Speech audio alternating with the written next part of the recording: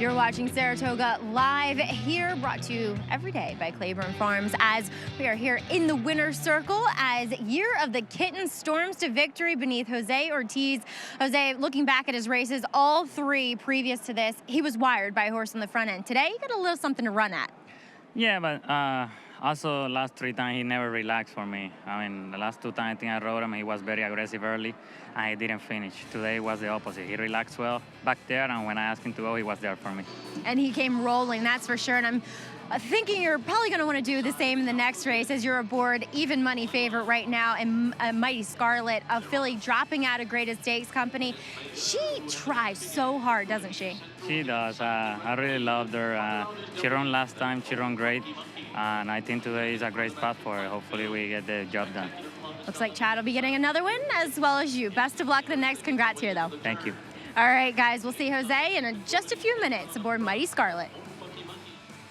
Yeah, and that will be the filly to beat coming up in our next race. She is even money on the board right now, part of a pair of 3-year-old fillies for Chad Brown in our next race. Reigning Eclipse Award winning rider. Here are the prices from the 8th here. $10.40 for Year of the Kitten with the Ramseys and Mike Maker.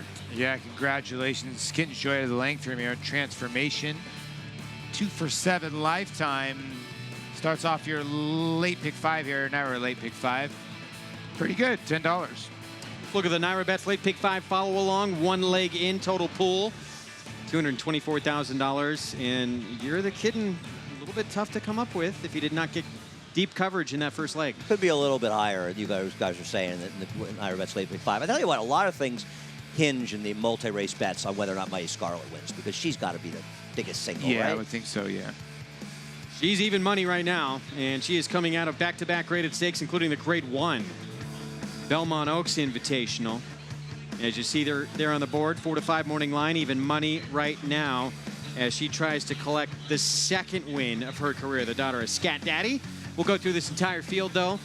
Coming up momentarily, we're going to take a look back to Saturday. It was Woodward Day here, and it was Bill Mott, Hall of Fame trainer, moving Yoshida from turf to dirt, first time on the main track.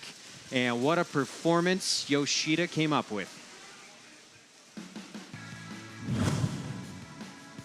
Yoshida's closing with a rush on the far outside, and here comes Yoshida storming home in the center with Gunnevera. These two have kicked it in, and Yoshida has taken the lead under Joel Rosario. Leofric is second on the inside. Yoshida has won the Woodward. Well, Bill Mott said they were always eventually going to try him on dirt at some point. Since there was no turf race they had in mind over the next 30 days, they said, you know what? Let's try the Woodward. Worked out pretty good. You think? That's a lot of money that win for them. Yeah, it is. And Bill Mott, like, so adept at doing this. We keep bringing up, obviously, Good Samaritan to that horse, obviously, and then Cigar. These horses going from turf to dirt. I mean, you have to have the goods, but you know, Yoshida picked the right field. It was a field that was ripened for somebody to be an upset. 14 horses. He got the pace to run into, and he showed his turf kick on dirt. Yeah, no, there's an argument that he's really a better dirt horse, it turns out. And I think it really asks the question, what were they doing waiting so long? Now here's a look at the move he made. He goes awfully wide around this turn, and then he just kicks clear of this group. Well, that's what he had to do, right? You knew they were going to start lining up. Him and Gunnevera. Gunnevera acted up in the paddock. Luckily, everything's okay there. One of his handlers fell down, and they had to attend to him, but you know, Gunnevera's on the outside of him. So the two horses that run 1-2, they're in the center of the racetrack making up ground here, Andy. And I'll tell you something else. It's not like the pace fell apart, because we saw big prices run 3rd and 4th here that were on the pace the whole way. So it's not as though the race played in the hands necessarily of Gunnevera and Yoshida. They were the best too. Gunnevera, now that you go back and you look at, and we're going to show you the head-on, look how wide the paths they are. There's Yoshida in the 9 or 10 path, and Gunnevera in the 10-11. But what I'm trying to get at is, Always Dreaming won the Derby that year. West Coast won the Travers. Is Gunnevera end up being the best 3-year-old out of that crop? I think he might well be. Could be. What a performance. Of course, Yoshida's Damn Hilda's Passion was a Grade 1 winner on this racetrack, which he won the Ballerina. So they figured dirt was in his future. Here's Bill Mott on his dirt debut and win in the woodwork. You know, he had a lot of dirt in his eyes last night, but we got him cleaned out, and they look pretty good this morning. But all in all, he looks fairly good. I mean, I think he, you know, probably a little tired from the race.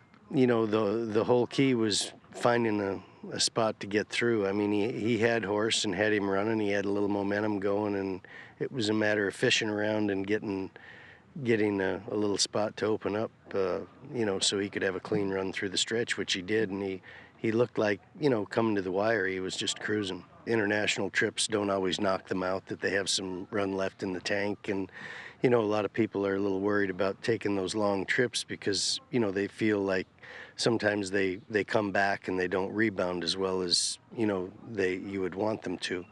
But in his case, he showed yesterday that he did bounce back, even after a good race over in the UK. Huge performance, Breeders' Cup Classic, now on the table for this horse in a division that obviously there's Accelerate out on the West Coast.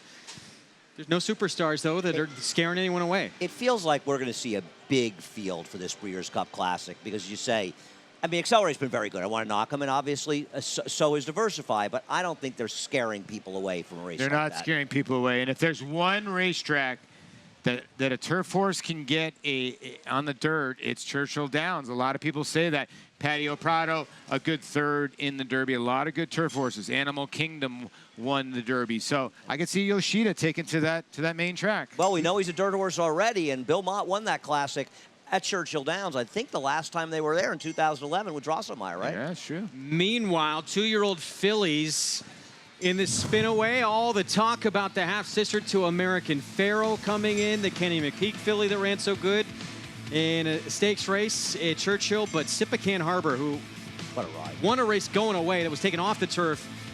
Incredible performance to follow that up. Joel Rosario saved ground as long as he could, and he angled out as they turned for home to get the widest. And I was chuckling because after this horse broke her maiden, I remember, Paul, you and I were down here, and Gabby was interviewing, and it was Gabby, it may have been Maggie, interviewing Gary Contessa after the race. And I said, well, we're going to the spin-away. And Gary said he was going to Kentucky Downs. Well, he ended up making the right choice. Yeah, he really did. The horse won by 17 lengths that day. I get it. It was a weak field, but got the job done. You're right. Joel waited as long as he could. Now, talked to Mike Smith right after the race because American Pharoah's little sister did not run well. And he told me in the backstretch she got sort of like cut off a tiny bit and got, you know, a clot of dirt thrown in her eye and almost bucked him off.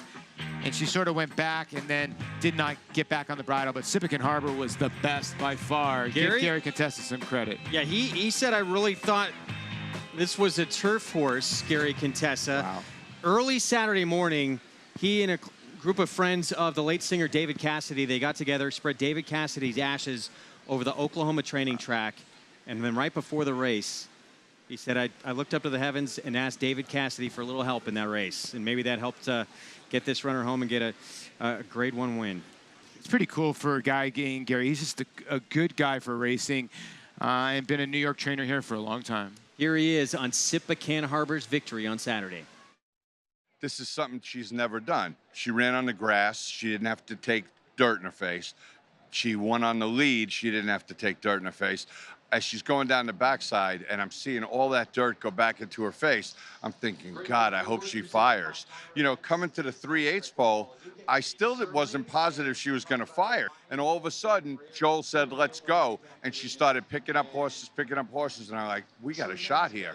And it was just, it was incredibly emotional. The only other Grade 1 I won was the Ashland Stakes at Keeneland, and that was a great day. And to win one at Saratoga on this stage is amazing. There's a lot of things I don't know, but I know that this filly, the further she goes, the better she gets. When she works, her gallop out is as good as the first 5/8. She's a phenomenal filly. Daughter of Orb getting the victory in the spin away. Of course, the Kentucky Derby winner on the Florida Derby. Prep on the road to the Triple Crown as well. #1 freshman sales sire as well. Is this Orb's first dirt Grade 1 winner? First Grade 1 winner? Could be, yeah. Yeah, starting to come around. Yeah, he is. And good stuff there from Gary, man. And, you know, his first Grade 1 win in New York, get it here at Saratoga is pretty cool. I remember he won the Ashland. a big price that day, I think, like 18-1 or something. So Sippacan Harbor, Orb Philly with the win, and we're getting set for race 9 here coming up. Shug McGahee, we will send out War Cabinet in this race, who came off a maiden score. It was on the Saratoga turf course on the Mellon. And now we'll try and win it the very same distance right back, a mile and 3/16. Grade 1 winner Lee traveled the world competing against the best of his generation. A graded stakes winner on both dirt and turf, he set a new track record in the Grade 1 Don Handicap and retired with earnings of more than $2.3 million. Now his flashy first crop yearlings are turning heads with a striking resemblance to their internationally successful sire. The sky's the limit for this promising young stallion. Lee, standing at Claiborne Farm. How do New York breds perform?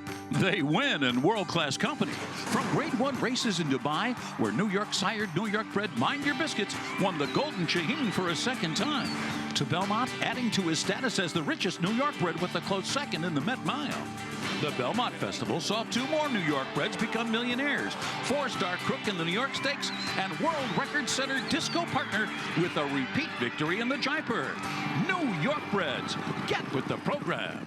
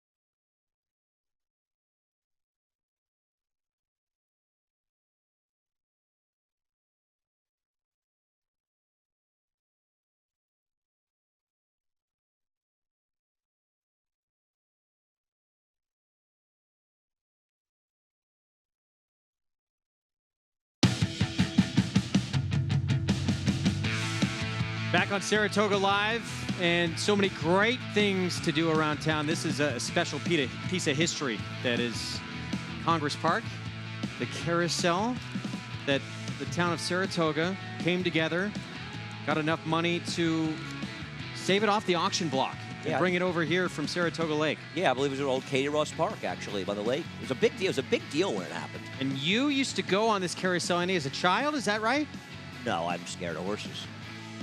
You just told us a great story. No, I used to go to my dad later. My dad and I would sit there as late in his life sometimes. I'd take him in the park and we'd sit by the carousel.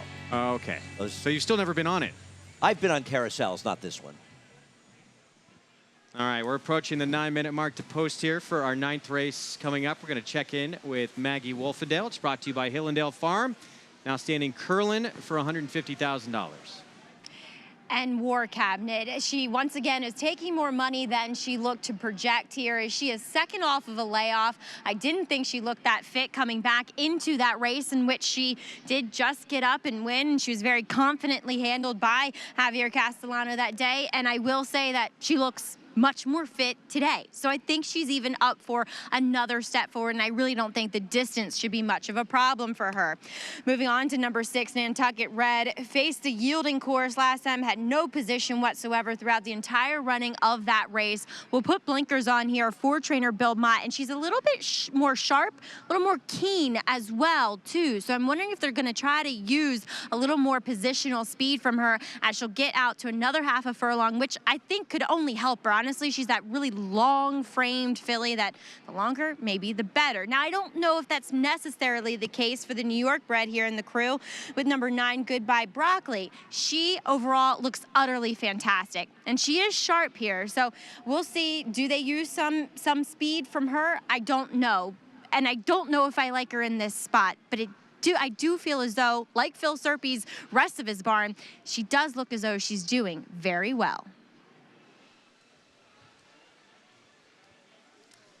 So pick 4, it starts here. Mighty Scarlett back down to her morning line here, 4 to 5. She is absolutely the one to beat in this spot. Coming out of a grade 1 last time out. And she really didn't run badly in there. I mean, she just sort of ran in place a little bit, but it looked like she was going to drop back badly around the turn.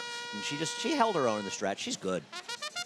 Held off, actually, a couple starts back. Daddy is a legend as well, who's... Yeah, she's all right. Very, very good runner in this 3-year-old filly turf division. Here comes our post parade. And we start off with Bramble Queen, Jose Lizcano for Mike Deeney.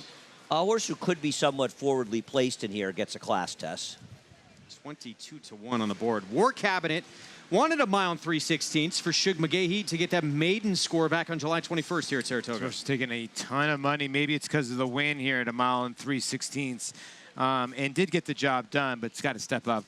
Too Cool to Dance, the other Chad Brown runner who should be forwardly placed. Yeah, I think she's okay. I mean, she's if it wasn't for the Mighty Scarlett, she'd be one of the favorites. 9 to 2. On the daughter of Kitten's Joy. Here's Fairy Link for Peter Pugh. John Velasquez aboard. This is my long shot selection. I'm betting an 8-5 exact and a small reverse. It's a horse who's had trouble in her starts, was shuffled out of position last time out, and she's a little better than she looks on paper. Nantucket Red, blinkers going on for Bill Mott with Junior Alvarado. I thought this was the interesting horse. Got a yielding turf course last time, might not have liked it, and she's a horse that could be improving. Big favorite, Mighty Scarlett, Jose Ortiz for Chad Brown. The one to beat. She's coming out of a grade 1. She was 3rd in a grade 3. The worry is we have not seen her since July 7th. And Goodbye Broccoli on the outside for Phil Serpy with Luis Saez comes in off a win back on a yielding turf course on August 9th here at Saratoga. She ran well there with a wide trip. Distance may be a bit of a question for her, but she's got races that give her a chance, at least get a piece. That's our field here for race 9. Coming up, 4 to 5 on Mighty Scarlett, the 8. The one to beat, part of 2 in the race for Chad Brown. We'll be right back.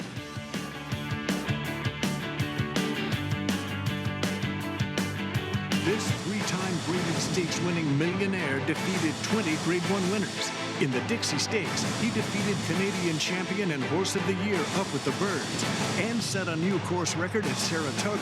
Now the excitement is building as his first foals have arrived this year. Half to 4 graded stakes winners, Ironicus has the speed, class, and bloodlines to become the next great sire by Distorted Humor. Ironicus standing at Claiborne Farm. Turning for home in front. Host of New York on the outside. California Chrome is third. Shared Belief laboring back to in fifth. 1 furlong to run. Bayern, Host of New York. California Chrome on the outside. The 3 of them come to the wire. Bayern, Host of New York. California Chrome. Here's the finish. Bayern holds on.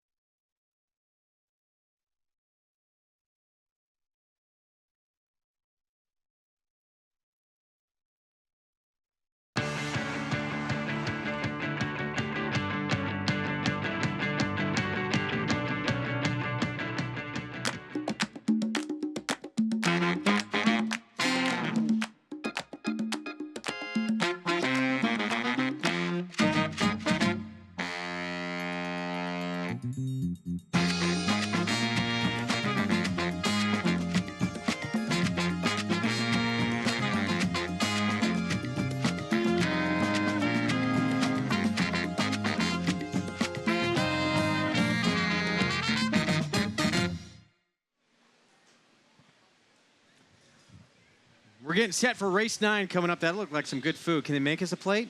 Is there any left? This race coming up, 4-5 favorite, Mighty Scarlett. I just got word, no, Mitch from the truck, he destroyed it. He's the reason we're not getting barbecue? Yeah, it's gone. Well, he could eat a lot of barbecue. And he has. There she is. So she's coming out of the Grade 1 Belmont Oaks. Her only win, it came at this distance, and she destroyed a group at Keeneland to break her maiden by 4.5 lengths. Yeah, and listen, she's affiliated by Scat Daddy at a Thunder Gulch mare. Obviously, she's wanting to go long, and Chad immediately went 1 mile and 3/16 to break her maiden, and that's where you can find those long races. They're at Keeneland. Keeneland runs long turf races for maidens. And now, obviously, the Belmont Oaks is a $1 million race. You want to try to run it if you can, but this is not something you see from Chad Brown. You might see with a 2-year-old, where you have to be aggressive to get the Breeders' Cup, but he likes to run through conditions. The fact that he ran her in stakes shows the confidence he has in this filly. Meanwhile, War Cabinet for Shug McGahee comes off a neck victory at this distance here on opening weekend at Saratoga. She is 9-2 right now. She was bet that day. I thought I was picking a smart pick. I just think I landed on a horse that was a light, hot horse. And she ran very well in there, making a huge run from the back.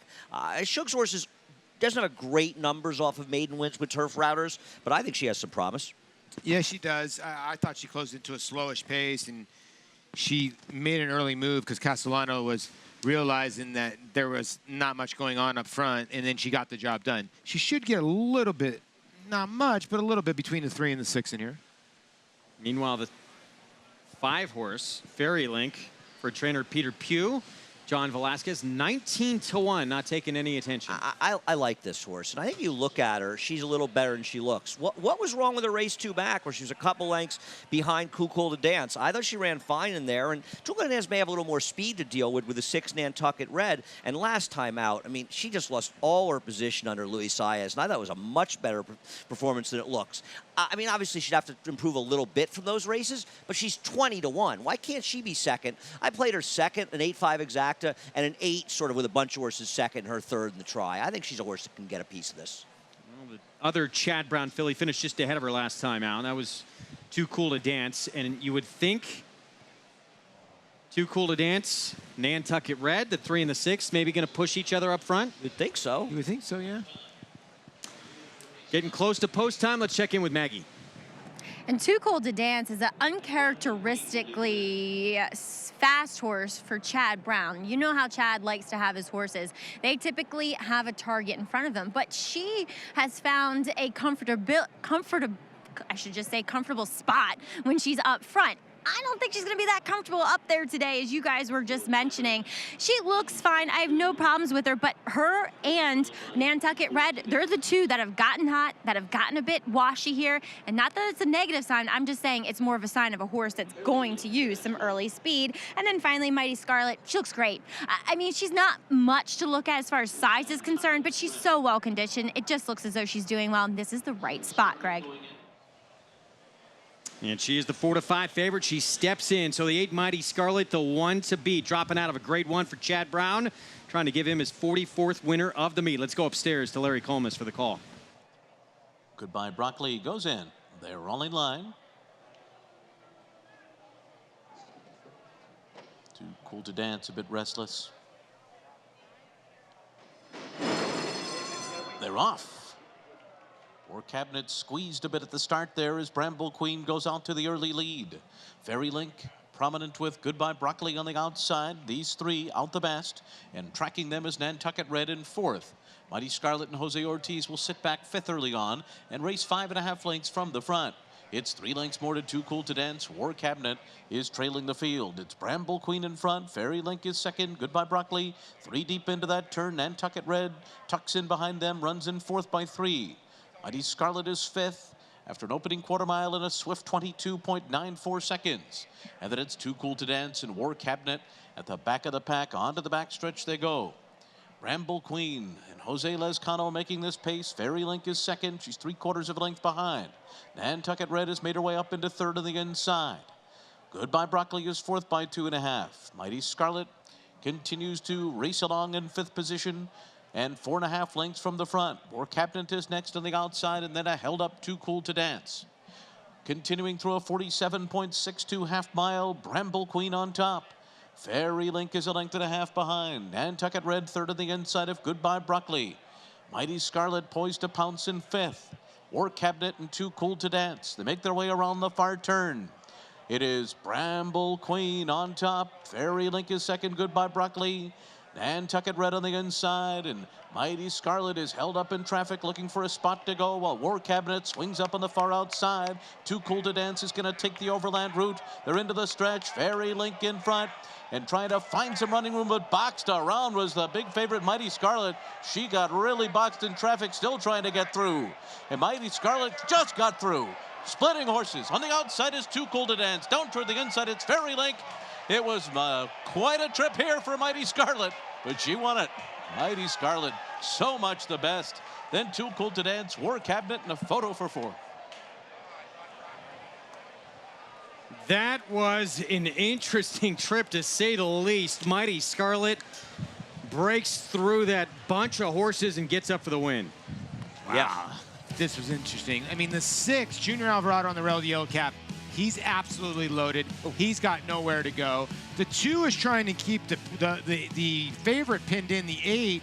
Meanwhile, when he had that horse pinned in, the 8 came in on the 6, shut that horse off. I don't even know what's going on here, but the 8 won the race. She found a seam and she blew through it, but you're right. I mean, Javier, nice race riding. I mean, that's legal race riding with the 2 to try to keep her in. And Chad Brown, I believe he ran 1-2 here. 44th winner of the meet as we take a look at the head-on. You can see the 2 definitely came in on the horse. Now does Castellano come in on the 6? No, he just finds a seam. Wow, that is unbelievable. Wow, he actually gets pushed out a tiny bit. As you can see, a little race riding there, but that's called patience. And Chad Brown does go 1-2 in here. 8-3-2 photo for 4th. Let's go to Maggie Wolfendale. And here with Saul Cumin of Head of Plains Partners, co-owner here with Miss Scarlett, Mighty Scarlett, I should say. She was quite mighty here today. Wow, Saul, she was nothing but remarkable for her performance. Oh, yeah, we gave her some good time after the Belmont Oaks, and Chad and his team have done a great job with her.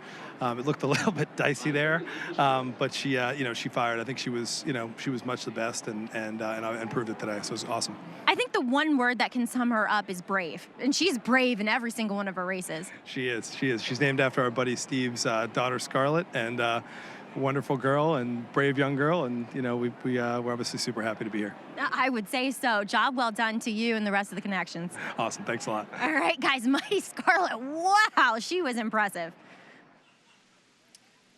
She is talented. She was not going to be denied today.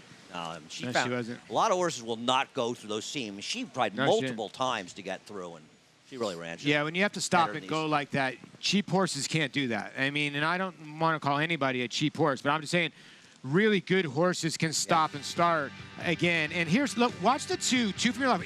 He pins her in. That's called race riding. He's not going to give her any room, so you know what he does? Okay, Jose goes, all right, I'll just stay right here where I'm at, and I'll get actually pushed out and still get through. It shows you how much the best she really was. But like what Andy said, Castellano's doing what he was doing. He's holding his position on the 2 War Cabinet. That's all he was trying to do. And you want to see that, to be honest. You've got Javier, who rides a lot of horses for Chad Brown, obviously, but he's riding for Shug McGaughey. And his job in this race is to do what's best for Shug McGaughey and those connections. And if it happens to be a Chad Brown horse he's keeping in, so be it. Yeah, you're right. And DH has proved the best here. The 6 might have got the worst of it, but was never going to win. I'll tell you what, the 3, who we thought was going to be on the front end, sort of got the best run of it and actually ran okay. I feel as though there's a variation where my long shot 5, the longest on the board, could have been 2nd. Because that was a pretty quick pace that she was cutting out up there chasing the 1. Thought she actually ran okay. By the way, Chad Brown ran 1-2. Just, you forgot, the 3 ran 2nd. Mentioned that, yeah, and that's number 44 for Chad. 3 today as well for Jose Ortiz, but look at this. Incredible. Wow. He's still got a lot more to do tomorrow. 6 horses entered on closing day. You know, and Tom Amos had mentioned something about, I'd say about 2 weeks ago. More times than not in these turf races, he's going to be 33% because he has 3 entrants. So it's pretty amazing the volume that he puts out there. He beats himself a lot, which hurts his percentage. Yeah. So 1-2 in the 9th here for Chad Brown. He completes the exacta, Mighty Scarlet. Game performance here to get this victory as we take a look one more time. Yeah, just like gets pinned in here, and Jose, most jockeys will be stubborn and try to push the 2 back out again. He's like, okay, you want to push me there, I'll land in this spot and try to see if I can get through somehow. And he got through. But you have to have the horse. That horse has an engine on. To kick away and win easy like that, I mean, that's tough to do after being stopped like that. He's a very nice horse. It'll be interesting. I wonder what race, Chad, is he going to look at a race like the Pebbles, or is it too short? Maybe the Valley View at Keeneland for her. It's a nice filly. So $3.50 for the win. Went off odds on as expected. Too Cool to Dance for Chad as well. War Cabinet coming off that maiden win for Shug McGahee, completes the trifecta, and Fairyland, the 5, completing that superfecta. Yeah, good call by you, Andy, to get the 5 in the super. Don't get much, but still, it's not bad considering it went ABC with your long shot. But Chad Brown and this man are just having a meet of a lifetime. 3 today. Good stuff, man. For Jose Ortiz as well. Even though his older brother is going to win this riding title, he has had a tremendous meet, and it looks like explaining a little bit of what went on in that ride of the stewards there. Naira Betts, late pick 5, follow along. 224,000 in the pool. What do you think's happening, by the way? I didn't mean to cut you off there. I think they're asking if Jose, could he get, or Javier did that to him on purpose. You think they're asking him? Well, Javier's supposed to try to keep him in, right? I mean, he's race riding. He's trying to win the race. You don't have to let guys out. I mean, you get that position, you're supposed to use it. Yeah. I Maybe the like stewards good are race asking him riding that. like that. Maybe the stewards are just asking him that. I think maybe he bullied and forced his way in there when he shouldn't have. Yeah, I mean, I think if anything, the 8 was one who kind of pushed the horse outside of him out a little bit, right? There's a look at Dream Tree. She was early on the class of her division. She beat Midnight Bijou out on the West Coast in back-to-back starts. She's never lost. She makes her return. First start since February next. His record-breaking accomplishments on the racetrack paved his way here to the Stall of Legends. Now retired to stud, we welcome the dawning of a new era as this esteemed champion hopes to stake his claim to immortality. His blazing speed and striking good looks have been passed down to his remarkable first foals. Foals that will carry the flag of their famous father and one day hope to break records of their own. Medication-free and undefeated in sprint competition. Run happy, standing at Claiborne Farm. They're off. Bet the horses anywhere, anytime with Naira Bets. Rushes out of there to take the lead. It's easy on your computer or Naira Bets app. Earn valuable reward points on bets. Play in our exclusive promotions and earn cash rebates. Soft got a turn to the length of the half lead. Sign up now. Bet $200 and get $200. The dramatic finish. Bet any track, anywhere, anytime. NairaBets.com. Nyquist switches back to the outside. Exaggerator down to the 16th pole. But Exaggerator has turned the tables. He has won the Preakness. Phoenix has won the Travers over American Flag. Irish War Cry has won the Wood Memorial. Alice. Good Magic's gonna win his first race, and he's gonna do it in the Breeders' Cup Juvenile.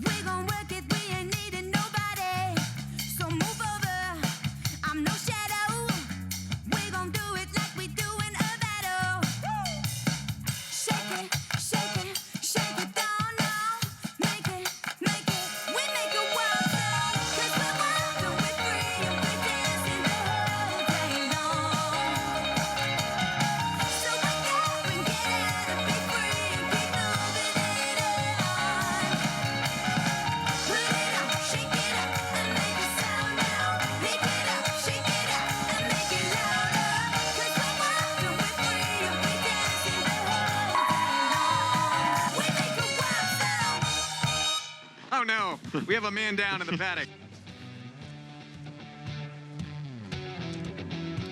Back on Sunday at Saratoga Live on a beautiful afternoon. Our feature race is coming up. The Grade 2 Prioress, 3-year-old fillies, traveling 6 furlongs, and Dream Tree making her return for Hall of Famer Bob Baffert. She has never lost. She beat Midnight Bijou in the first 2 starts of their careers. She won the Grade 1 Scarlet and the Grade 2 Las Virgenes. That was back on February the 4th. We have not seen her since today. Her first start back, and Mike Smith will be aboard, taking over for Bob Baffert, and she is 6-5 on the board right now. Well, this next story is about something that was custom built for $200 almost 40 years ago. It has been all around the world. It has been on board for 3 Kentucky Derby wins. It has been on some of the great horses of all time, the likes of Seattle Slew, Gulch Gate Dancer, Slew of Gold, and others. And of course, it was aboard for John Velasquez's victory on Sister Charlie in the Grade 1 Diana. Here's the story of a saddle that is one of a kind.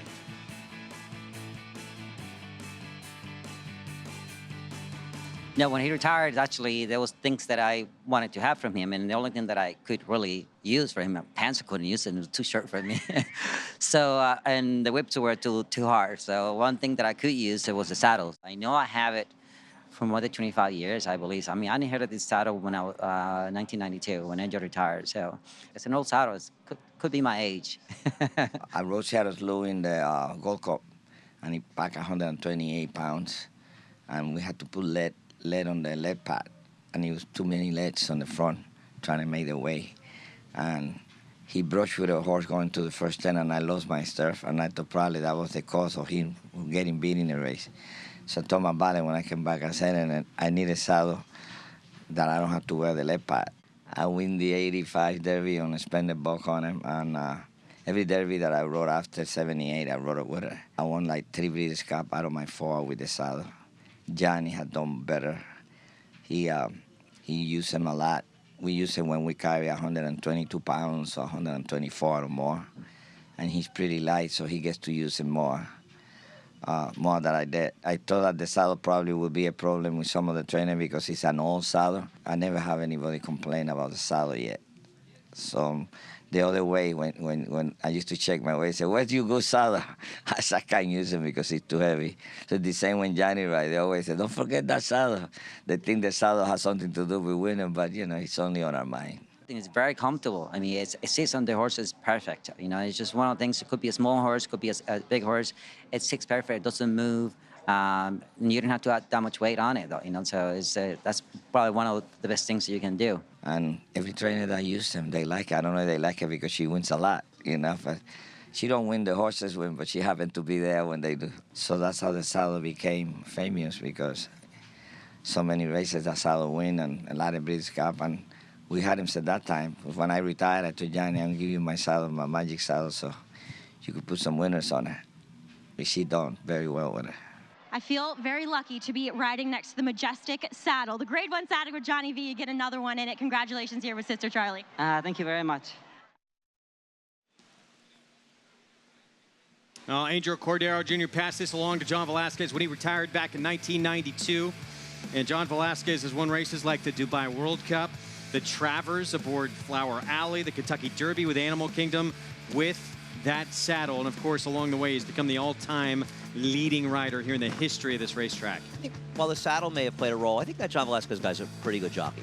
Yeah, you know what the amazing Angel part too. about it is? Angel, like, okay, can you consider Angel like being a superstar in any sport? You don't see those type of guys like are now agents and teaching other guys that in other sports. So what Angel Cordero does and the wisdom that he brings these guys, and Johnny owns a lot to him, but that saddle, I just like to just take a picture with it. It's pretty cool. And for people who are younger and weren't at Saratoga back when Angel was ruling here, he was a rock star here. I mean, that guy was a superstar in Saratoga like I don't think anybody else ever has been. He somewhat still is, because a lot of people still recognize him around here when he's walking around. Yep. That is a look at Dream Tree.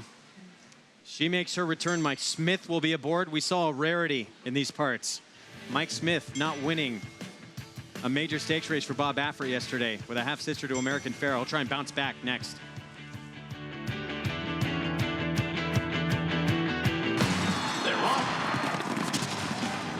horses, anywhere, anytime with Naira Bets. Rushes out of there to take the lead. It's easy on your computer or Naira Bets app. Earn valuable reward points on bets. Play in our exclusive promotions and earn cash rebates. Off the turn with a length and a half lead. Sign up now. Bet $200 and get $200. Dramatic finish. Bet any track, anywhere, anytime. NairaBets.com. Eclipse champion Blame is having a breakout year in 2018. Among the nation's leading sires of stakes horses, his recent top runners include Fault, Maraud, Marley's Freedom, Beyond Blame, and Miss Kentucky. He's also making a name for himself internationally with French Classic winner Singman. And with yearlings bringing up to $350,000, this three-time Grade 1 winner offers outstanding value. Blame, standing at Claiborne Farm.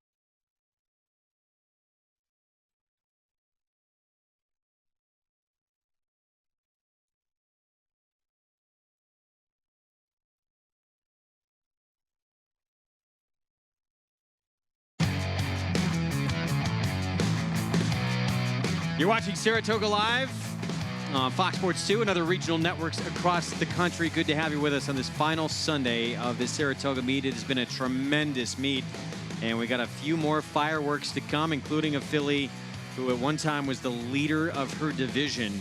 Her trainer, Bob Baffert, she has never lost. Dream Tree. We haven't seen her since the Grade 2 Lost Virgin is back in early February. She makes her return today. Yeah, listen, when Bob ships in here, he means business. Now, yesterday it did not happen. So now do you go somewhere else? I don't know. Phoenix Thoroughbreds owns this one, and this daughter of Uncle Mo has been impressive. Time for a paddock report. We're going to check in with Maggie Wolfendale. It's brought to you by Hillendale Farm, now standing curling for $150,000. Well, guys, when Bob comes in here and they impress me in the paddock, they usually do run well. And I have to say, chasing yesterday was extremely underwhelming when I laid eyes on her, but that's not the case here with number 8, Dream Tree. This is a very good-looking filly. She's not the biggest, but everything is where it needs to be. She has a massive, massive engine on her, super shoulder muscle. She looks fit to me. Now, Bob kind of alluding to the fact that maybe she'll need a race, but I don't see it here. I can't say that she doesn't look 100% fit, because she does. And 2, I like the turn back in distance, just kind of watching the way she moves as well. I think this is the right starting point for her, and she can be successful here in this Grade 2 Prioress. Moving on to number 3, Sower. I don't know if Sower's good enough, but every time she walks in a paddock, I like her for Linda Rice. She's just a cool filly. She has this kind of way about her and this big walk and this great presence, and she's beautiful nonetheless. Elegant, she carries her weight well. It just looks as though Sower's always happy to be at the races and to put her best foot forward. Next, we'll move on to another California invader. That's number 7, Moonshine Memories for Simon Callahan. Turned back successfully to 6.5. She'll try a little bit less ground here today, going the 3/4, and I like it because she is sharp, and she, to me, looks even better than what she did going back to 2 starts ago in the Acorn. She's on her toes. She looks as though she's brought her A game here. I think Moonshine Memories could be taking a step forward. And then number 9, Win the War, is going to be a bit of a price in here for trainer Mark Cassie. And he's, you know, this is a filly that in the face of Midnight Bisou was favored going back to the Santa Ynez Stakes. And yes, that was her lone defeat, and it was on the dirt. Yes, she's probably more of a synthetic horse, but why do they keep trying her in these dirt races? I like her here. She does look a little bit more synth/turfy, but we'll see. She's a big price on the board, guys. So Win the War, 15-1 on the board, but there is a look at Dream Tree. She is 3-2 on the board, and Bob Baffert not taking easy spots coming back. No, and I think he has decided she's probably a sprinter, and I like these taking a shot. I don't believe she's supposed to be a short price. This is a pretty salty group, but she should get a good trip stalking the other speeds. Meanwhile, Classy Act, she is 27-1, and she ran very big in the Victory Ride a couple starts back. I'm going to make my case for it. I'm betting on her. As you said, she ran sensationally in the Victory Ride. That day, she was outside of Mia Mischief. She's outside of her again today. And last time, she was dueling inside of her, and the rail was bad that day. So she's down a dead rail, and now she draws outside the speed again. I don't see why she can't win this race based on her race 2 back, and I can make an excuse for her last time, and she's almost 30-1. So to me, she's a super interesting play. We saw how good Mia Mischief was, and she put her away. She backed up. Mia Mischief came back and ran huge in the test. So Classy Act, back to 6 furlongs. She could be tough. No, she could be. Listen, Mia Mischief could be a handful in here. Dream Tree, I get it, but she's running into a filly that has a lot of fight. Post-parade brought to you by OCD Pellets, celebrating their 10th anniversary of supporting the equine industry with their 2-in-1 bone and joint supplement. For more information, visit OCDPellets.com. We start with Cathedral Reader for Dallas. Stewart at 1, going away at Churchill Downs first time out, then caught a sloppy racetrack. Yeah, and, you know, probably will like the faster racetrack, and I would think this horse got a chance maybe to hit the board at a big price, but, you know, stepping up against horses that have won 3 and 4 times. Now, we became fans of Sower at Belmont. She has a lot of heart for Linda Rice. I ride Ortiz Jr. aboard. I wonder after last time if they really blast off again with her, because they tried to rate her last time, it didn't work, and today they may have to go from the inside. 5-1 on the board. She won the first 3 starts of her career. Here is Mia Mischief, and she battled separation of powers every step of the way to the wire in the Grade 1 test. Listen, you cannot knock this filly's form. She has one bad race, and it was the Victory Ride when she went insane, and she actually had a bad beginning. She is the horse to beat by far. Here again, the filly that battled her in the Victory Ride and hung around to get beat just by a neck. Classy Act. Yeah, and, you know, Classy Act, I thought, just went a little bit too fast with her. Maybe if she can relax, she'll be able to get to 7 furlongs, no problem. And the price is too high. 26-1. Moonshine Memory, sent out by Simon Callahan. She just ran a big race on the comeback trail at Del Mar.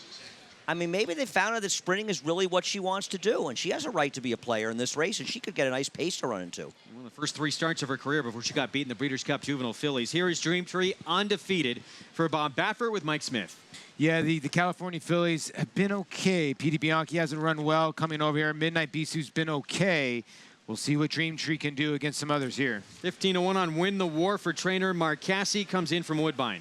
Well, you know, maybe she gets the right setup in here, back to dirt. She's only run once on dirt, and she finished a distant 3rd behind Midnight Bisou, so she's got some talent. And Perfect missed 2 of her 3 starts on a fast main track. She has been a winner, including one of them here at Saratoga for Jeremiah Englehart. You make a great point. This is the long shot, right? 19-1. Andy likes the 6. I think the 10 can hit the board. You're right. When the strip is fast, she's been first twice and second once. Intriguing long shot for sure on the outside at 19-1. But everyone's trying to beat Dream Tree in here, who has never lost in her career. Going to take a look at her most recent start in the last Virginas. Was it a mile at Santa Anita? This is her only start so far of her 3-year-old campaign. I mean, she's a good horse. Not knocking her. She has right to improve from those races, but this is a tough field, and she's coming off a real layoff to run against a very tough field. I won't be shocked when she wins as Bob Baffert. Do you really want a short price on her?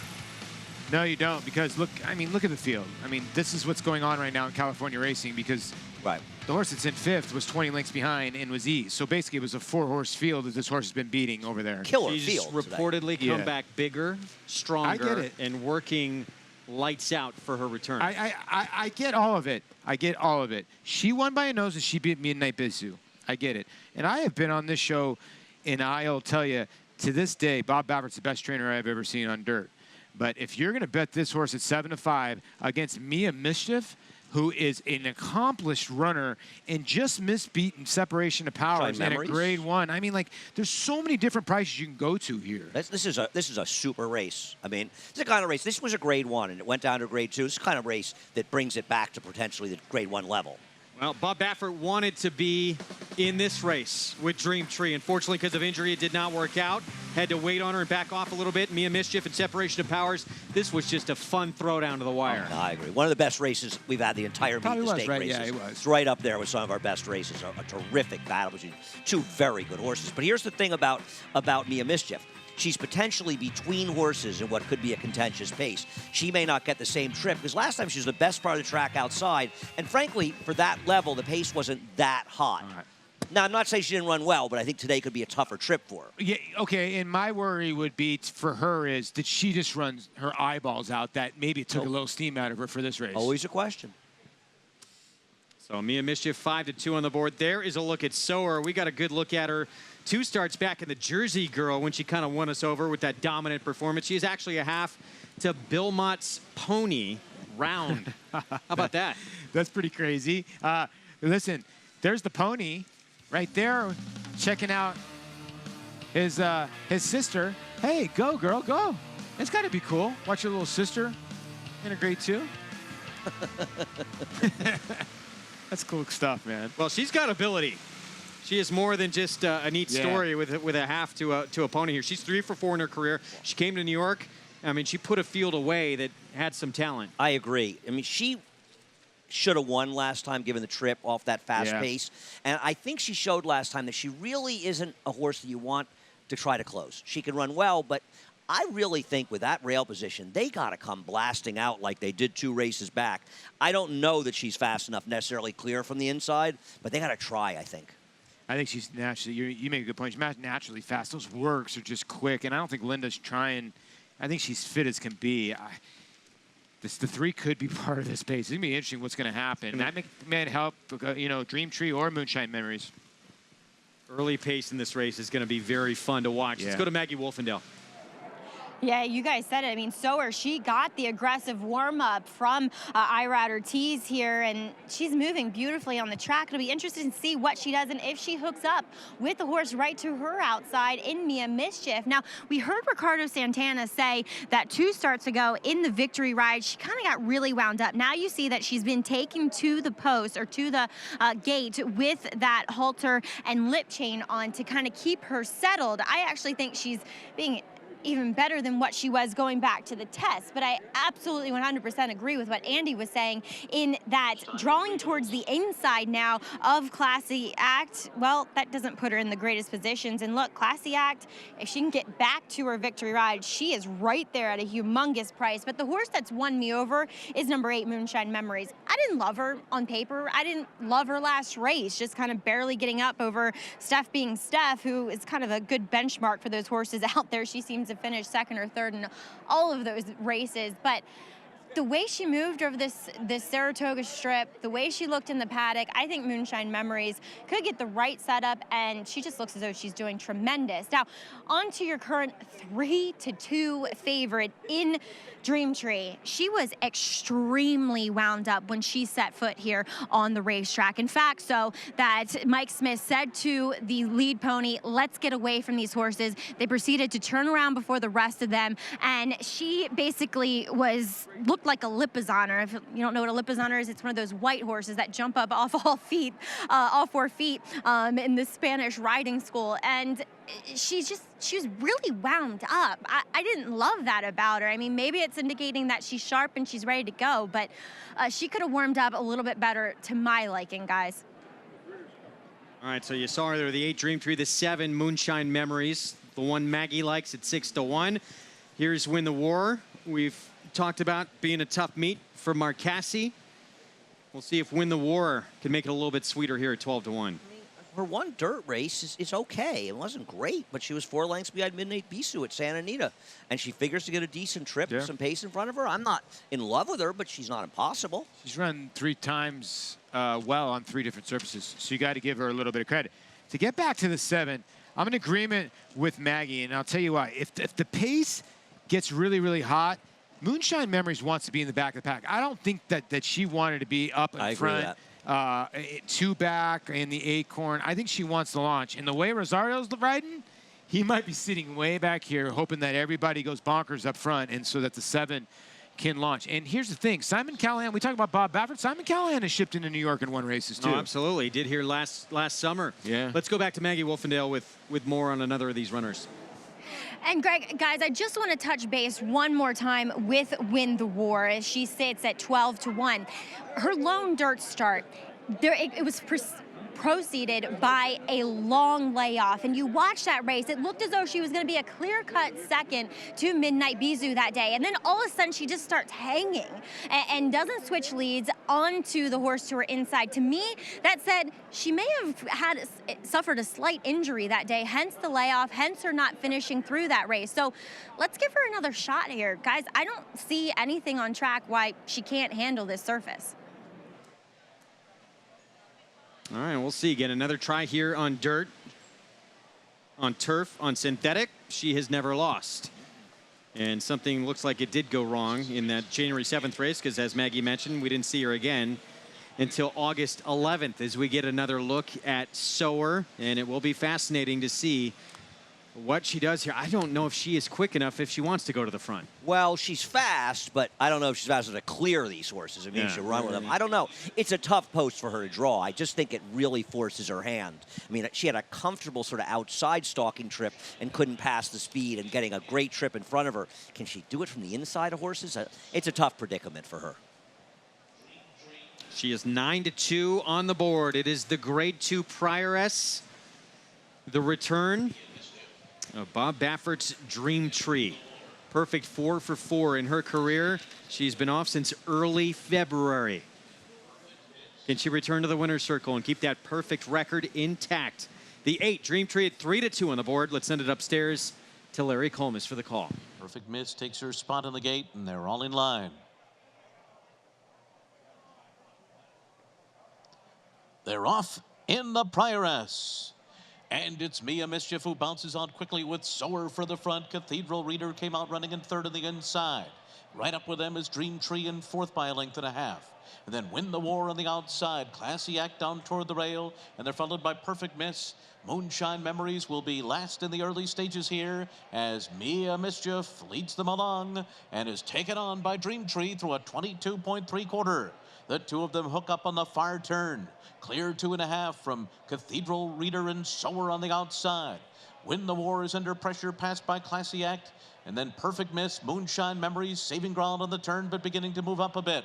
Round the far turn, Dream Tree on the outside. Mia Mischief along the rail. They'll turn for home together. A 44.93 half mile. These two neck and neck coming to the final furlong. And then it's Cathedral Reader, followed by Sower and Moonshine Memories. It is Dream Tree. Dream Tree has taken the lead here, taking off from Mia Mischief late. Moonshine Memories is finishing well, but Dream Tree's got it. Dream Tree comes back strong under Mike Smith in the Prioress to beat Mia Mischief and Moonshine Memories, and then it was Sower.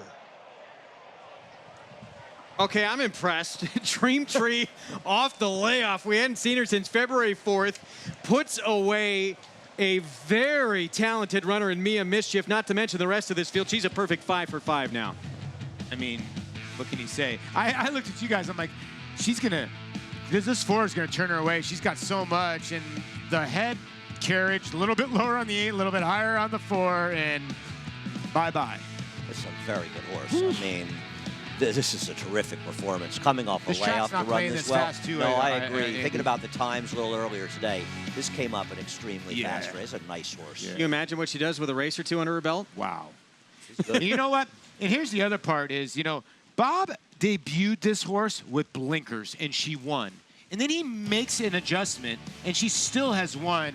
It's pretty amazing. Well, we'll get to the start of the race, and she breaks in a tiny bit. Wow, and she actually, you know, squeezes the 7, who ends up running a nice little third, but it didn't hinder her, but she got back right on her feet. And, you know, the 4 best horses ran 1, 2, 3, 4 here, Andy.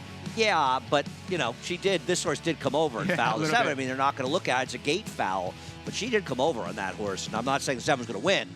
She would have been second, though. No, she would have been second. Yeah, she just missed second. And, you know, we saw MISCHIEF do the same thing. She sort of has her head carriage a little bit high, and Separation of Powers was able to get by her and had a battle. Dream Tree got by her a little bit easier. Maybe with an assist of Separation of Powers, it took some steam out of her last time, you know? Dream Tree, 5 for 5 in her career now, owned by Phoenix Thoroughbreds as well. I guess Bob didn't want to come. He's like, you know what, Jimmy, you saddle this one.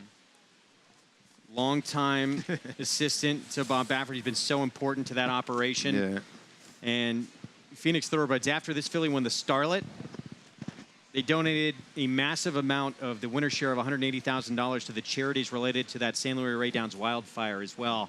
So that was a nice story that they did with this filly. She is ultra impressive. 5 for 5 now with a grade 2 win. We'll be right back.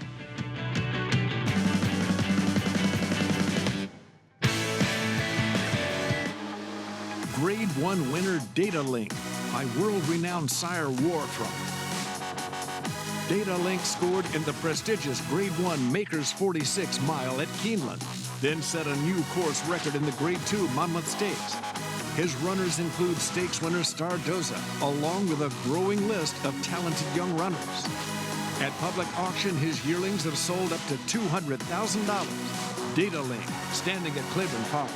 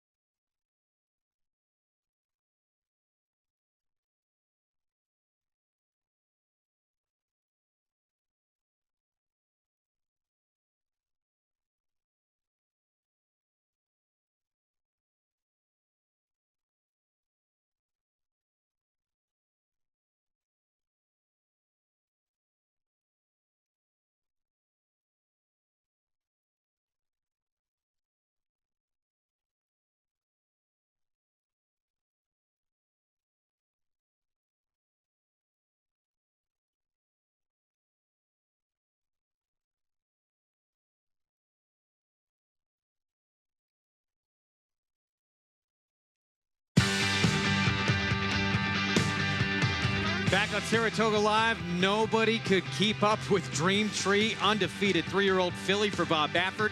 Wins off a 7-month layoff, putting away a tremendously talented field of sprinters in here like it was no problem at all. She really did. She put away a Grade 2 winner and a neck away from being a Grade 1 winner very easily off that layoff. And Mike Smith and Bob Baffert, they just fooled us for one day. That was it. And the driest silks home get the W, and I'm very surprised. I looked at you guys, she went by a nice horse in MISCHIEF very, very easily. Another look at Jimmy Barnes, longtime assistant to Bob Baffert, who, there was a time, I want to say it was end of last year, he was laid up, injured a little bit, and all he could think about was getting back to the racetrack immediately. He is such an important part of that operation. $5.80 for the win. The final time, 109.2. Yeah, he is such a big part. And when you talk to Bob, and when Bob does interview, I mean, he'll give the credit too. He knows, and they get along like yin and yang. They are just perfect together, and that's why they've been together. And by the way, 8s are wild, Andy. You had the pick 3. All 8s. I did not. So Dream Tree, 5 for 5 now in her career. Let's go to Maggie Wolfendale. And here with her regular rider, Mike Smith. And Mike, she is perfect. I mean, this filly came back in style today. She gave me goosebumps, to be honest with you. I've never ridden her in the afternoon. I was fortunate enough to work her one morning, so I knew she was really talented. I didn't realize she was this talented. Of course, if you go back and look at some of the fillies that she's beat some really, really good fillies. So, just the only thing that worried us maybe a little bit was the long layoff, but she handled that well within herself. And she showed a good bit of speed here today. Was that by surprise from you, or were you expecting her to be that sharp? I was expecting her to be that sharp. She was sharp out of the gate over there the other morning, and she hadn't run in a while. And she's pretty aggressive in the post parade, so she gets herself kind of wound up. But the best part of the race is when the doors open. That's when she relaxes and does everything, just comes natural to her. But she has a natural high cruising speed, and Bob had her ready today. And he told me that's why he decided to ship her down here. He goes, I've got her ready, I got to go. So I was glad he did. She definitely looked like it. And Mike, I'm usually out there on the pony with you talking to you. I don't get to experience the fan club that you come back to. I got to say, you're the only jockey that gets that kind of round of applause. Well, I've probably been around a whole lot longer than these other guys, so I know their grandparents and the fathers and everything else, and the children that are now have grown. I'm very blessed, man. The fans here in New York have always been so good to me, and I really appreciate them, and I think it shows both ways. It truly does. Mike, congratulations. Another job well done here with Dream Tree. Thank you. I appreciate it. All right, guys, back to you. You're going to play against her in the filly and mare sprint? Well, wow. Don't have to make that decision just yet. There are some pretty good horses out there as well. I'd say Bob's got another one we saw win in the Ballerina. She's pretty good. Mike had one of his worst moments Marley's here. Freedom he's talking about. Yeah, Mike had one of his worst moments here when he had that fall and he broke his back. He was in a body cast for almost 8 months. That was scary. Yeah, and a lot of people thought he was never going to ride again. And for him to come back here to New York, he enjoys it so much to come back and win here because this is where he made his name. There he is, sharing a little congratulatory moment with Bob Baffert, assistant Jimmy Barnes. And good day's work, mission accomplished here. Yeah, the only mistake that Mike Smith ever make is he always tells me, he goes, how could I make this mistake? I took off Cigar to ride Holy Bull. Wow. Right? Wow. Yeah, exactly, right? Cigar was even money. Holy Bull was even money. Cigar was 4-1. Right. Late pick 5 follow along. You're the Kitten was the tough one to have so far. Yeah, and I think we'll pay a little bit bigger. Now, Mighty Scarlet, we'll see. And Dream Tree, with me and Mischief and with Sower in there, maybe we'll play a little bit higher. But still, we got 2 races to go. Next race coming up. 1 mile on the inner turf. It's an entry-level allowance. Wow, 3-2 on Excellent Sunset, whose States debut was impressive off more than a year's layoff for Brendan Walsh and reportedly working well for the return effort off that. Wondering if the best bet by Mike Beer in the daily racing form is giving this horse a little extra play. A little pea-patch love. We've seen a couple Ellis Park horses run here. I don't know about 3-2, but Brendan Walsh is a very good trainer. A nice win here yesterday. Yeah. I believe it was yesterday. And the horse that she beat came back and improved her Beyer figure 13 points her next start. The others in the field, not that She good. won by 4.5 lengths next time out. That's impressive. But then against winners, she was 9th of 12. And the rest of the field, not particularly special. So almost felt like an aberrant effort, you know? He won yesterday with the Extravagant Kid game. And that was right. That was Friday. Friday? Was it Extravagant Friday? Yeah, Friday, I think. Yeah. Who can keep it straight? Yeah. Mike Smith, job well done on Dream Tree. It's going to be a busy man going back to the jocks room. A lot of autographs to sign, a lot of pictures to take, some selfies. Can we sneak out there real quick? He's the best. Hall of Famer. And he has the magic touch on some of the best fillies and mares we've seen in a long, long time. And he might have another real talented one here. We're going to take a break. When we come back, Dwayne Lucas talks with Gabby Gaudette. Stick with us. More Saratoga Live on the way next.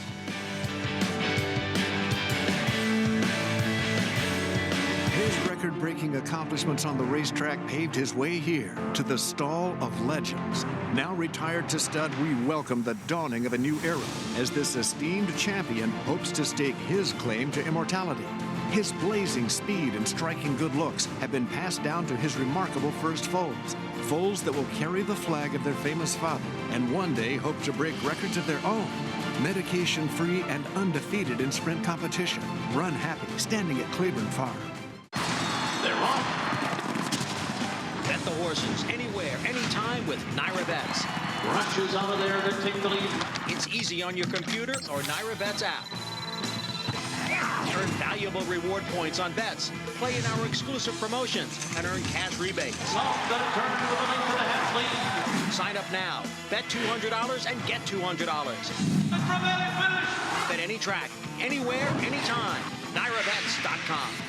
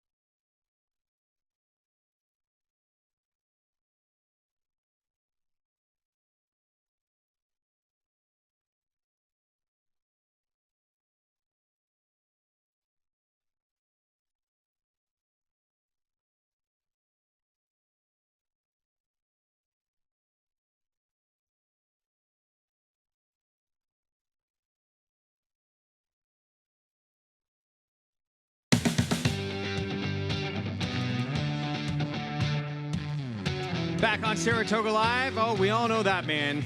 One of the greats in the history of this sport, D. Wayne Lucas. It's his 83rd birthday today. We wish him a very, very happy birthday. And this has become a hard-hitting series for us here on Saratoga Live. Gabby Gaudet sitting down with the coach. He talks about his horsemanship and one of the great mistakes he made in his training career.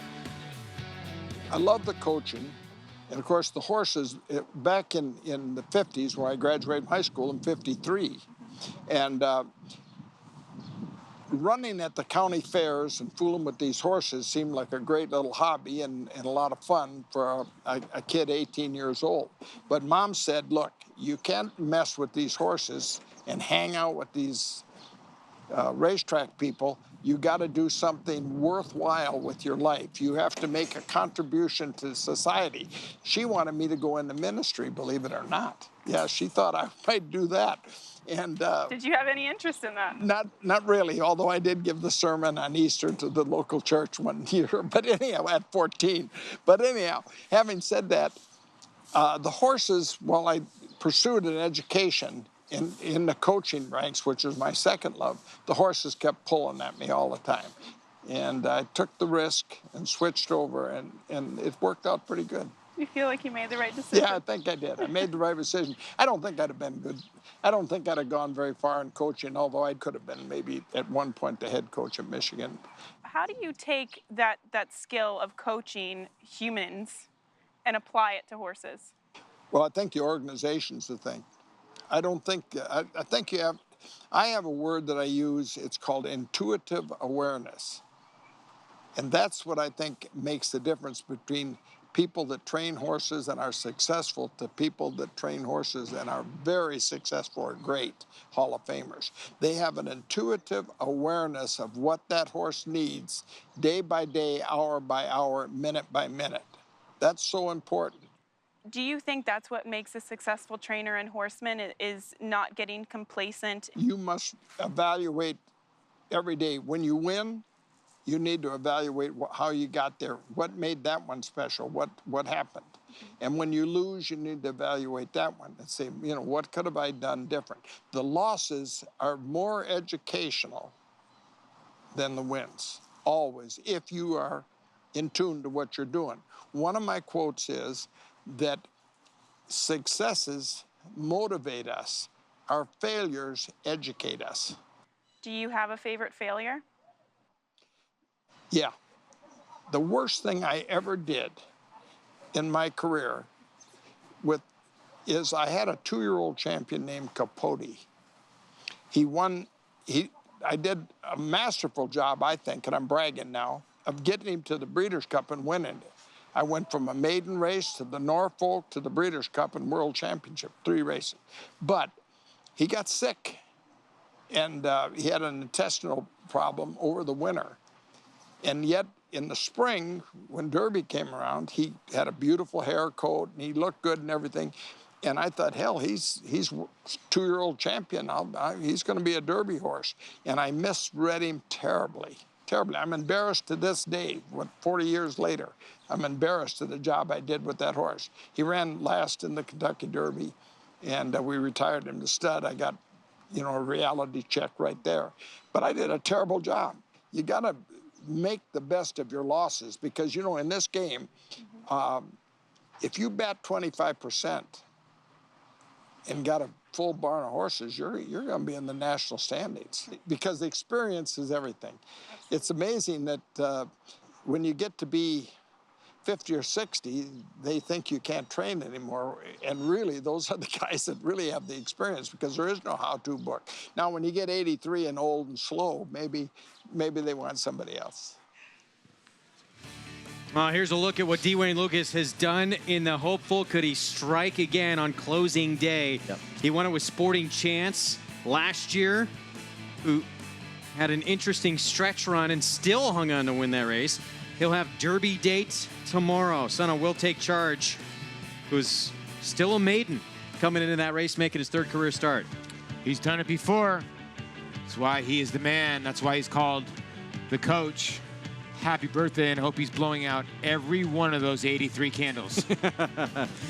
We're going to take a break. When we come back, the story of the King of Saratoga and how that story almost never happened with Angel Cordero. We'll be back.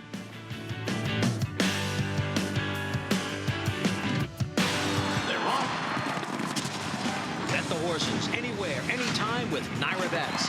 Rushes out of there to take the lead. It's easy on your computer or Naira Bets app.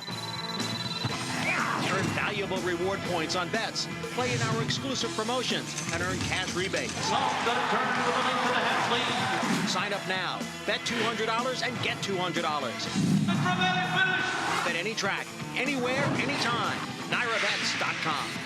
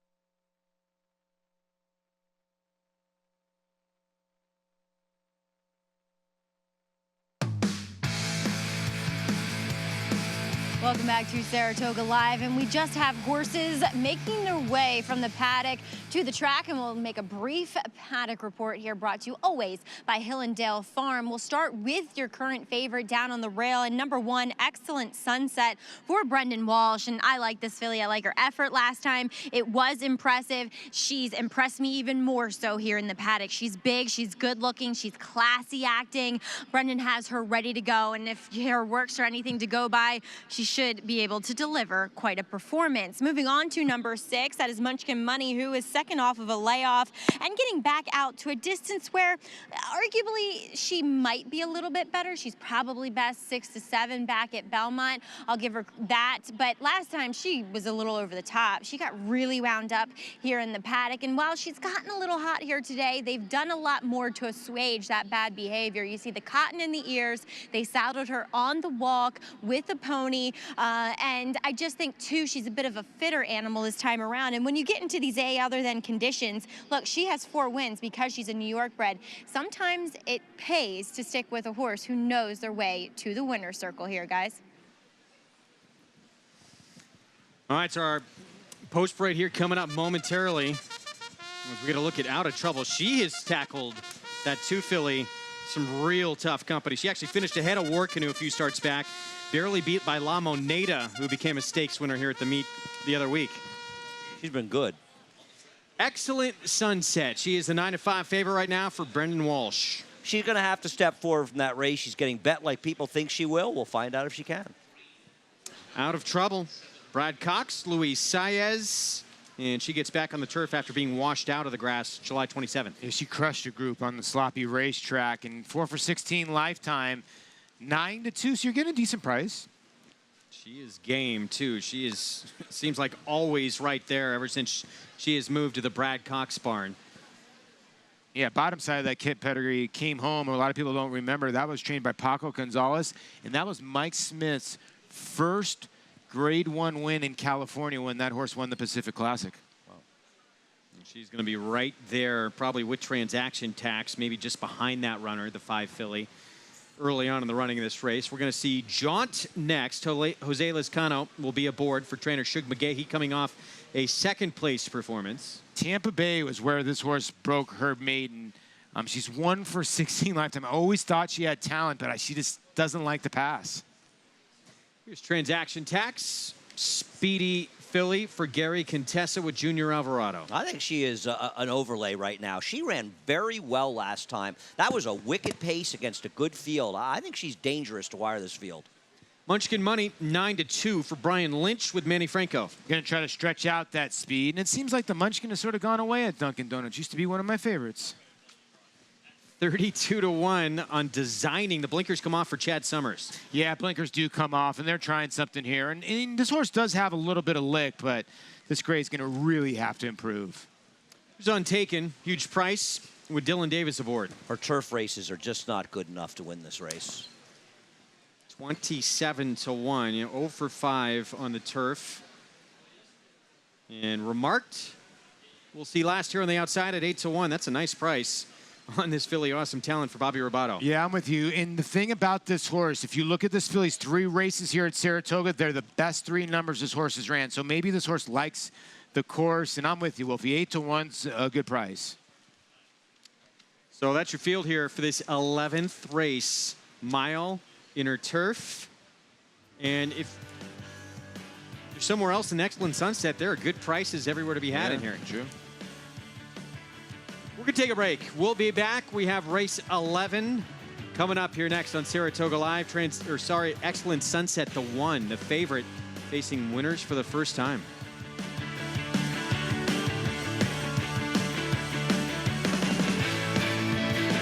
This proven son of Giants Causeway has sired 4 millionaires, including Claiborne Farm stallion Lee. Recent top runners include 4-time graded stakes winner Miss Sky Warrior, 3-time graded stakes winner Sharp Samurai, multiple stakes winner Bal Harbor, and Dubai Group 3 winner Shamal Nibras. Last year, his 2-year-olds sold up to $540,000, while his yearlings fetched up to a whopping $575,000. First Samurai, standing at Claiborne Farm.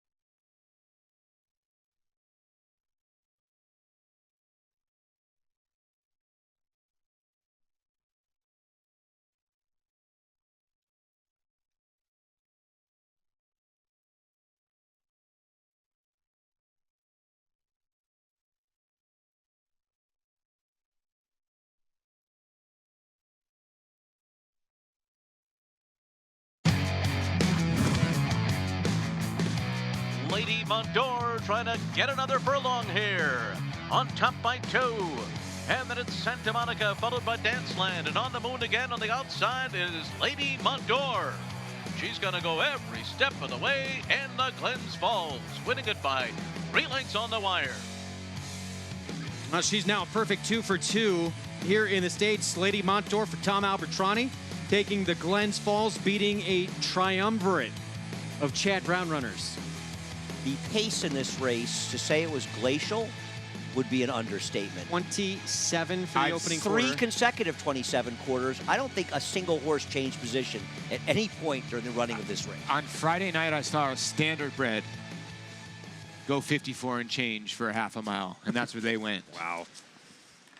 I don't even want to know what you're doing looking at standardbreds on Friday night. We'll just leave that out. I'm just telling you, if you, I don't care what kind of animal, Some grade sort of 1 or special, not, but if you let a horse go 54 a special and mission change, somewhere, Paul? It's basically a jog. We're on a, that was a joke of a reporting race. for Standardbred Weekly. Hey. Got to do you what have you an got to do, announcement Paul. to make? No, but if you want to go to the, let's see, the front of the forum. Now blogging for this 11th race. The Mohawk Cup coming up? Oh. Here's a look at the 5. So here's transaction tax. And what do you think? Do you think this one has the ability to get clear and be all alone? She's fast. She's very great. fast. She's in front. And I think that's one of the things that compromise the chances of the number 2 horse in this race out of trouble. She likes to be pretty forward, and with her speed, and even the speed of the horse, I think, outside of her, the 6 stretching out, I think it stretches the field out a lot. I think it takes away some of the edge of the 2. I think transaction tax over the last race has a chance near the price. So do I, Andy. And the reason why I like the 5, because I'm hoping that Junior just says, you know what, I'm going to the front end. I'm going to take the 2 out of her game. The 6 Munchkin Money, she's going to have to come from off the pace going a mile, which she's done. So I think maybe she can lay off. Now Junior's got to decide whether, do I want to go to the front end? And then Luis Saez aboard the 2's got to decide, can I lay off the 5 and still win this race? So I'm with Andy. I like the 5. I bet the 5. I hope the 5 goes to the front end. He takes all chances, and I'll take my chance. He's quick. Hope she holds on, you know? Meanwhile, there's a look at the 4. Jaunt, Jose Lizcano, Shug McGahee. And finished just ahead of about a length and a quarter clear at transaction tax last start, and did so from the clouds. She's a nice runner for Claiborne. The problem with her is that she just doesn't seal the deal. She got the 1 win in 16 starts, right? And 9 second and thirds. That's my basic problem with her.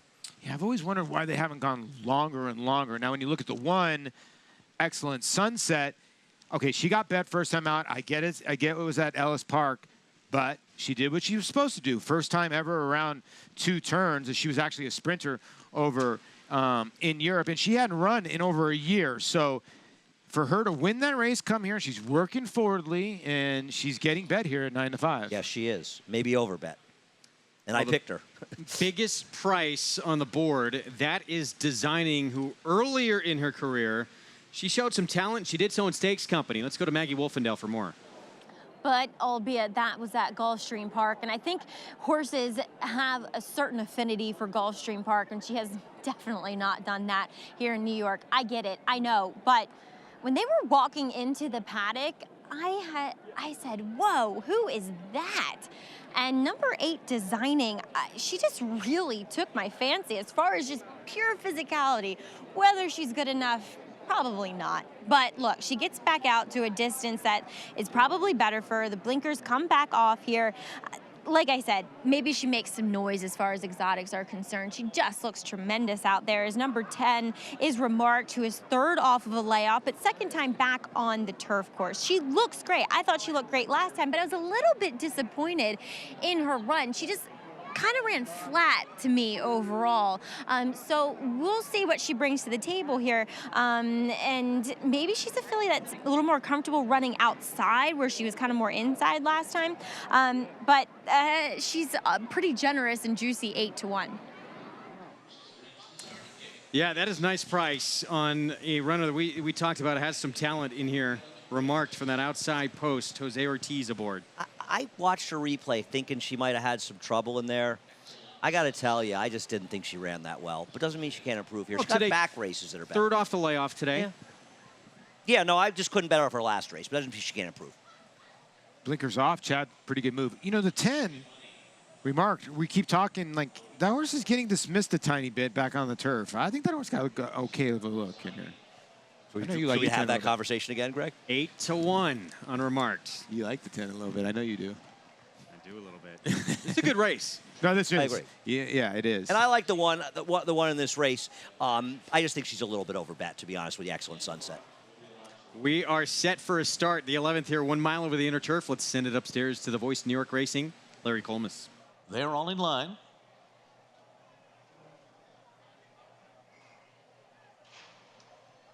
They're off.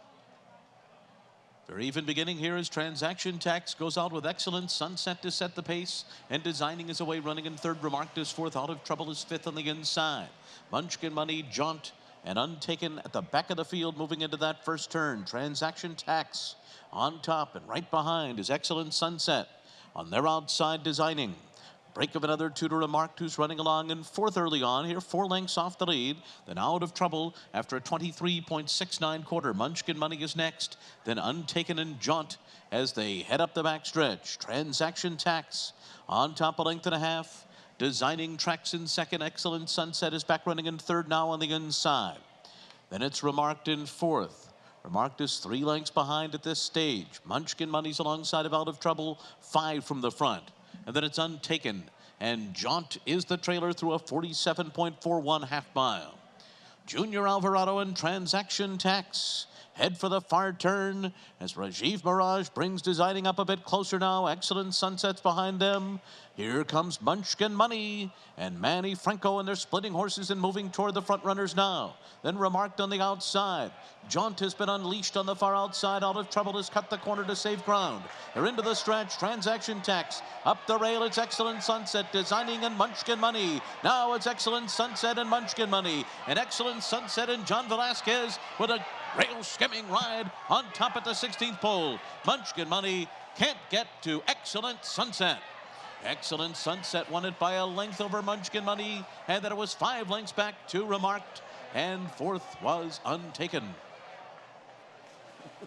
Excellent Sunset gets the win. Thanks a lot, Mike Beer, Daily Racing Forum. You ruined everybody's price. It was a good ride by John Velasquez. You know, you thought he might get blocked inside, but then they drifted a little bit in the stretch. He got through. Nice first by the runner-up, too. Munchkin Money improved a lot of her Yeah, you know second what? start. And here's the thing. She was going long, you know, like you said, and she was closing. Must be the Magic Saddle. I mean, listen to me, man. That was a perfect ride. I talk about no Magic Saddle for allowance races. Yeah, right? 26 pounds or more. Yeah, I know, but that saddle didn't scrape the rail. But Johnny V, he was just biding his time, and he could see that the front runner was starting to lug out a little bit, and he took advantage. I don't know how this horse is going to play, and you're not really pick 5, pick 6s, because 6-1 on the morning line, the money was out. But I'm with Andy. Munchkin Money ran very, very well getting back to stretching out the 2 turns. Happy connections. Brandon Walsh, John Velasquez, Abadanza Racing, Christopher Dunn. Get it done here with his 4-year-old filly, who is now 2 for 2 since coming to the States. Well, we got our taste of Brandon Walsh with Proctor's Ledge. You know, when he came over here and won last year, what kind of trainer he is, kind of turf trainer he is. And he started off slow at this meet. He didn't bring a lot of ammunition, but his last 2 turf runners have won. 1, 6, 10, and 9 Untaken, helping out a healthy Superfecta here in the 11th race. We're going to take a break. We'll be back. We'll wrap up the 11th when we return on this Sunday edition of Saratoga Live.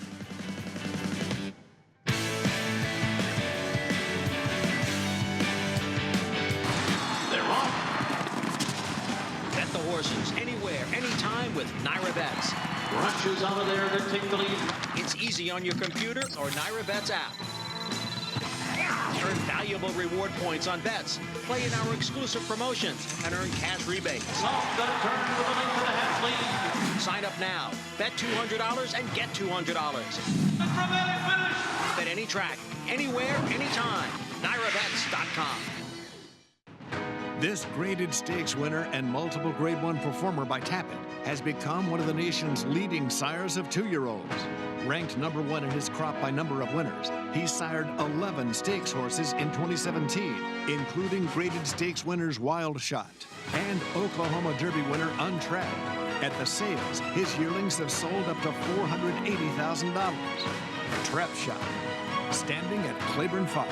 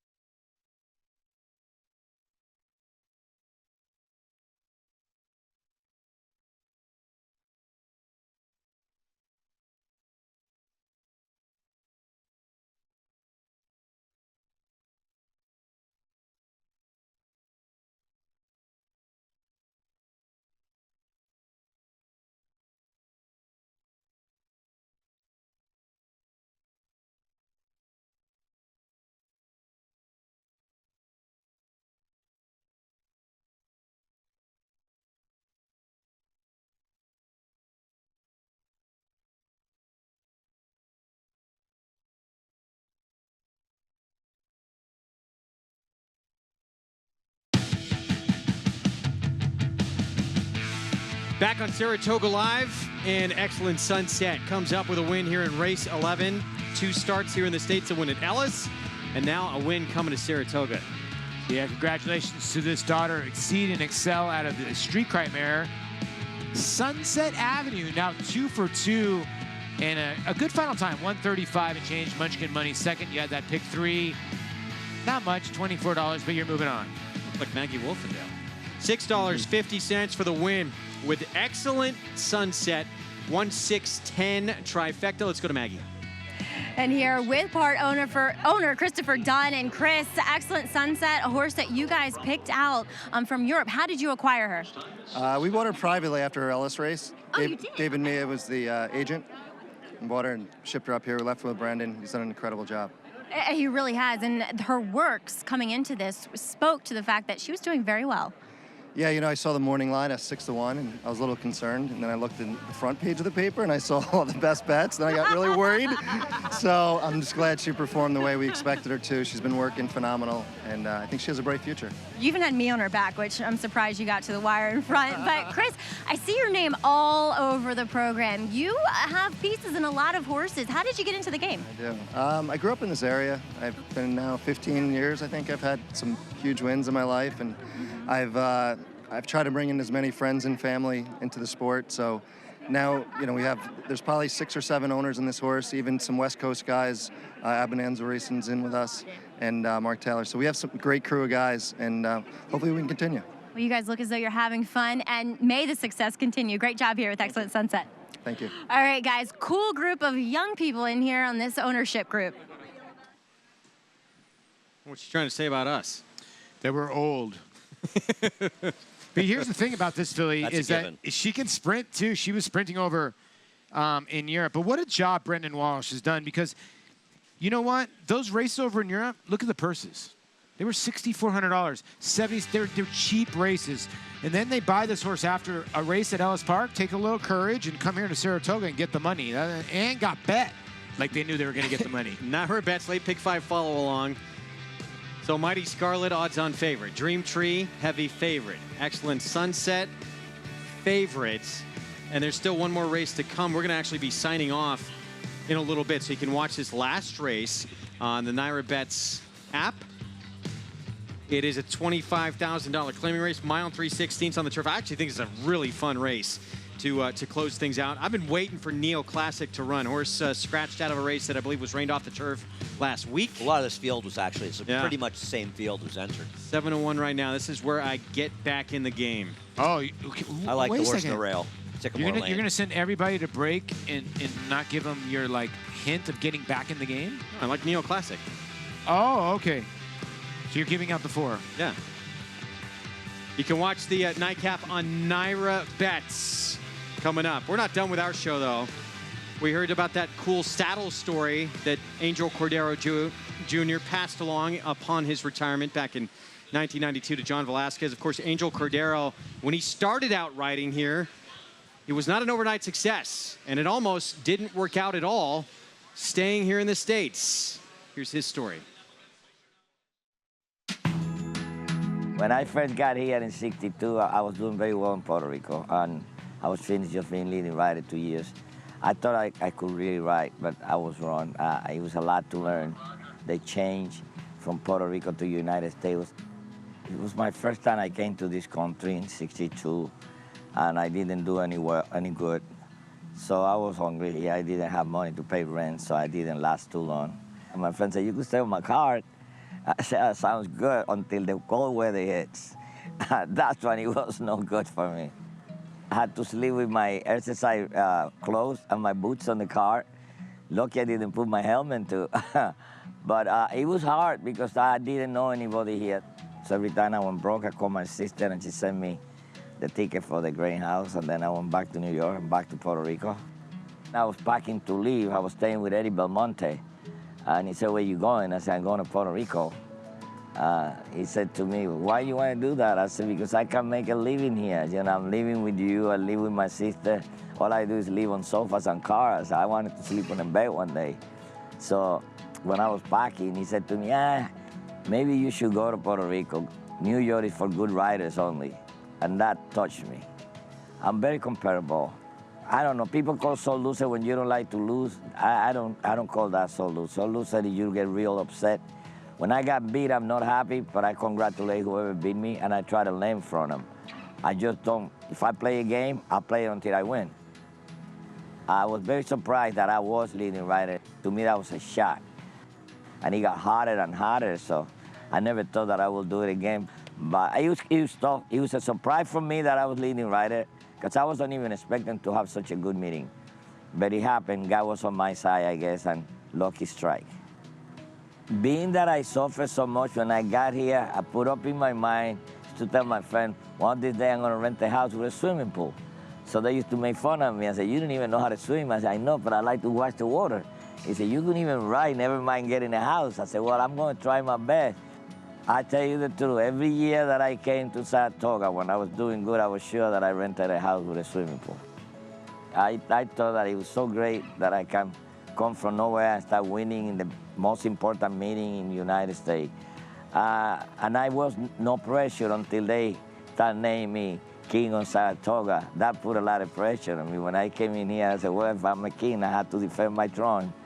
And it did. I was on a lot of pressure, but not on the pressure of, I was more like, I thought that I was going to be embarrassed if I get beat.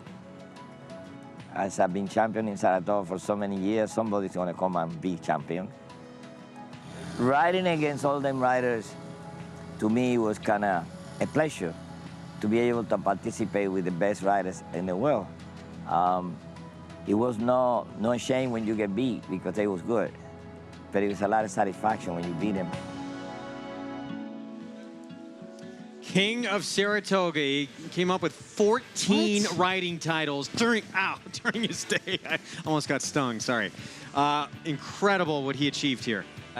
You just had to be here to witness Angel. I mean, he was just the showman, a remarkable rider. I mean, I'm going to say I've seen some great riders.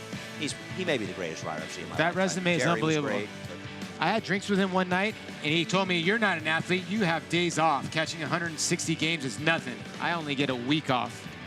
He's right. Honcho wins our Saratoga Showdown contest. Happy birthday to the coach, Dwayne Lucas. Happy 83rd birthday. Will he come up with a 9th hopeful victory on closing day? He'll have a chance. Hope you join us tomorrow at 4 Eastern time. Dream Tree, she was special in the Prioress, now 5 for 5, winning off a 7-month layoff for Bob Baffert with Mike Smith.